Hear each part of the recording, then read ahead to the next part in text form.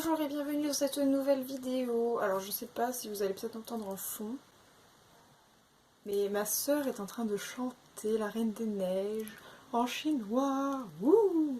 Non mais la Reine des Neiges 2, hein. On n'est pas sur Libéré, délivré, tout ça. Bon, peut-être que vous allez l'entendre du coup parce que les murs sont assez fins et que bon bah je vais pas la mettre dehors quand même. Voilà, vous pouvez aller voir sa chaîne si vous voulez, elle fait des covers de musique, voilà. Je vous mettrai le lien dans la description. Donc bienvenue dans cette nouvelle vidéo. Aujourd'hui je vais vous parler d'un livre très connu et d'un jeu qui, bah moi je connais et je sais qu'il a eu un succès grâce à un youtubeur. On va parler de Carrie de Stephen King et je vais vous parler d'Outlast 2. Allez, c'est parti!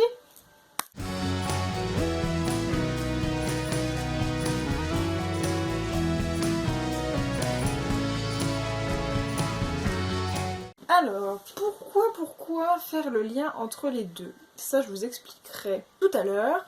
Avant, je vais vous parler de Carrie, donc de Stephen King, roman le plus connu, je dirais, de l'auteur, dans le sens où c'est grâce à l'adaptation cinématographique. Oui, je crois que c'est l'adaptation de Fisher. Alors, le titre exact du film, c'est Carrie au bal.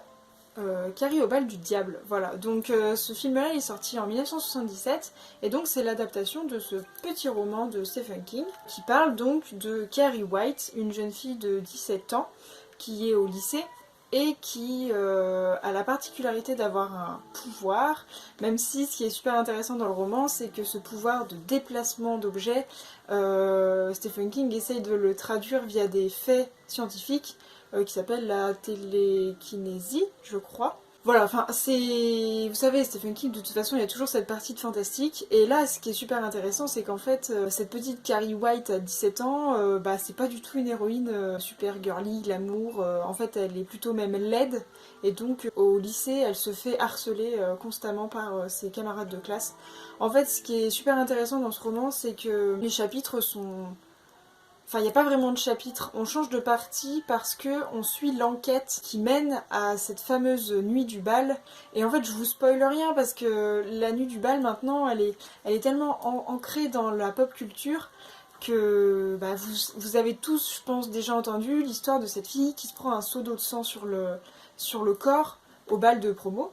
Et qui ensuite s'ensuit un incendie meurtrier, voilà. Et donc, bah, dans ce livre, on suit l'enquête qui retrace les événements avant que cette soirée arrive. Et donc c'est super intéressant parce qu'on a des témoignages des élèves qui peuvent avoir des fois quelques années supplémentaires en fait, et qui revoient les événements avec un recul qui parfois laisse un peu un sourire amer parce qu'à l'instant T en fait ils se rendaient pas compte du tout de ce qu'ils faisaient. Et maintenant qu'il y a eu ce drame entre guillemets, et bah voilà, ils se rendent compte qu'ils sont en partie coupables. Et voilà, bon bah je pense qu'après la vidéo par exemple de A Silent Voice que j'ai sortie sur ma chaîne, vous savez que tout ce qui est harcèlement scolaire, ça me débecte. J'ai moi-même souffert de harcèlement scolaire, donc j'ai... Voilà, cette thématique du harcèlement pour moi elle était très importante et Stephen King l'a justement décrite du fait qu'en fait Carrie elle a rien fait pour demander ça, pour se faire harceler. C'est simplement que bah voilà, physiquement elle n'est pas belle, psychologiquement elle n'est pas très intéressante et donc du coup elle ne se défend pas et c'est un peu le souffre-douleur de la classe. Mais en fait j'ai presque envie de vous dire que le harcèlement est presque anecdotique du fait que pour moi, la thématique principale de ce roman, c'est la religion. Voilà. Déjà, je vous lis juste la deuxième phrase du résumé, c'est Carrie White est victime du fanatisme religieux de sa mère. Bah, enfin, déjà, c'est mis déjà avant le et des moqueries incessantes de ses camarades de classe. Enfin, ils auraient pu mettre et du harcèlement scolaire. Le fanatisme religieux de sa mère, c'est en partie ce qui fait que Carrie est actuellement un personnage complet et très intéressant, et c'est aussi pour ça qu'elle se fait harceler, moi je pense, puisque la première scène du roman est très crue. C'est Carrie qui a ses règles pour la première fois dans un dortoir, enfin dans le vestiaire, là elles ont eu sport, et puis elle se douche, et d'un coup elle se met à saigner. Mais je vous explique même pas à quel point c'est dérangeant, parce qu'en fait Carrie ne sait pas ce que c'est que les règles. Elle a 17 ans, mais personne ne lui a jamais dit ce qu'étaient des règles, personne ne lui a jamais dit ce qui se passait à ce moment-là. Parce que sa mère, et là c'est du King quand même, hein, donc c'est très cru, parce que sa mère, elle, elle voit les règles comme une punition de Dieu parce qu'elle est souillée, voilà. Et donc là, bah, Carrie, elle est dans une panique folle. Imaginez-vous, vous n'avez jamais entendu parler de règles, jamais, jamais, jamais, et d'un coup, vous vous mettez à saigner de l'entrejambe, mais en plus c'est... Enfin, vous savez, les règles, elles peuvent être parfois quand même assez impressionnantes, et bah franchement, imaginez-vous ça devant une classe entière qui vous regarde, vous videz de votre sang, entre guillemets, et qui vous voit paniquer parce qu'elle sait pas, Carrie ne sait pas ce que c'est.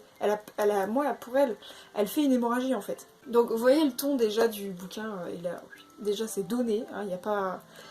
y a pas d'autre ton pour ouvrir un bouquin. C'est voilà, Carrie elle a ses règles et Carrie elle fait une crise d'angoisse. Voilà. Et toutes ses copines de classe, elles lui balancent des serviettes et des tampons à la tronche en se foutant de sa gueule. Voilà, il n'y a pas. Le ton est donné. Et donc en fait pendant tout ce petit roman, on fait le chemin inverse de l'enquête, c'est-à-dire on revient au tout début, ensuite on décortique plusieurs personnages qui ont interféré avec la vie de Carrie White. Et moi vraiment le personnage qui m'a vraiment retenu et qui m'a donné envie de faire cette vidéo pour faire la comparaison avec le jeu dont je vous parlerai tout à l'heure, c'est sa mère. En fait sa mère vraiment c'est une fanatique religieuse qui a mal tourné et qui en fait voit Dieu comme la personnification incarnée et toute sa vie tourne autour de ça au point que Carrie en fait elle n'en voulait pas parce que voilà on a beau dire faut rester pur pur autant de l'intérieur que de l'extérieur. Pour avoir un enfant, il faut avoir une relation sexuelle. Je vous apprends rien. Il faut aussi avoir ses règles.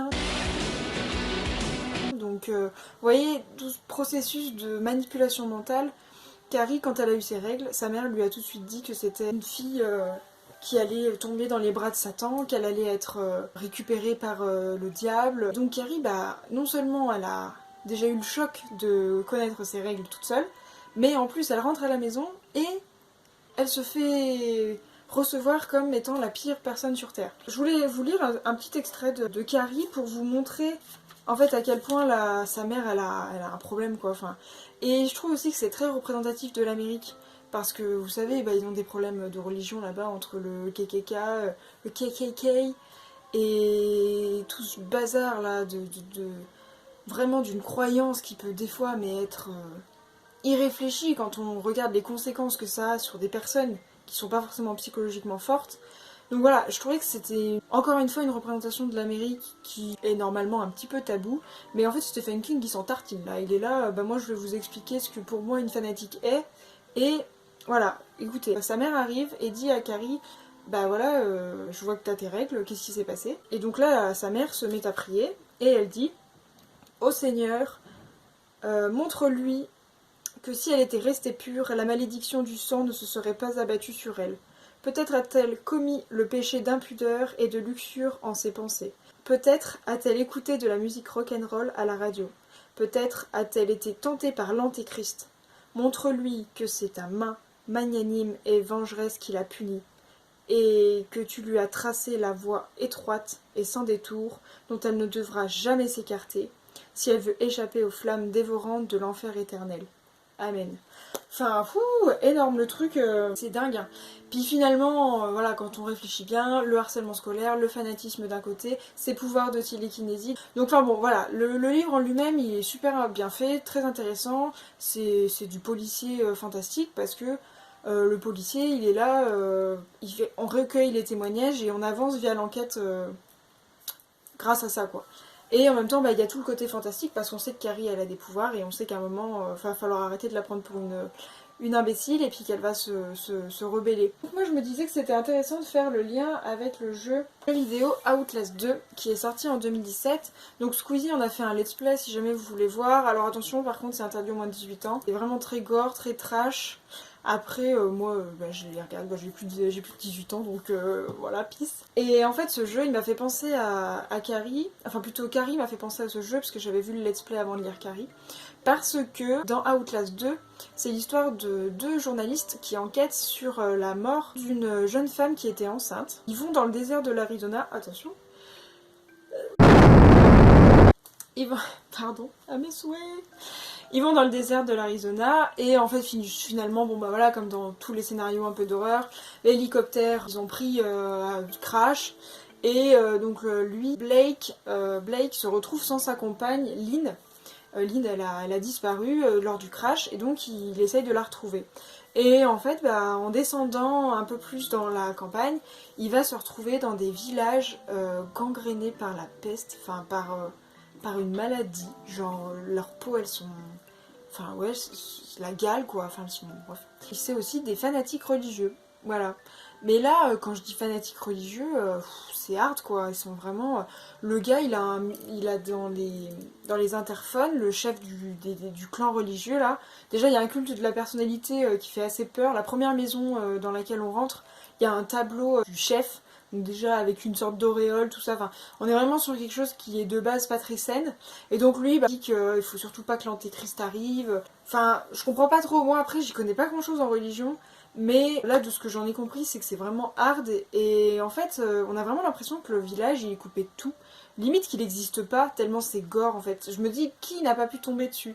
Après, c'est dans le désert de l'Arizona, donc en fait, c'est logique que personne ne soit tombé dessus. Le jeu vidéo commence à la tombée de la nuit et ça se termine à l'aube.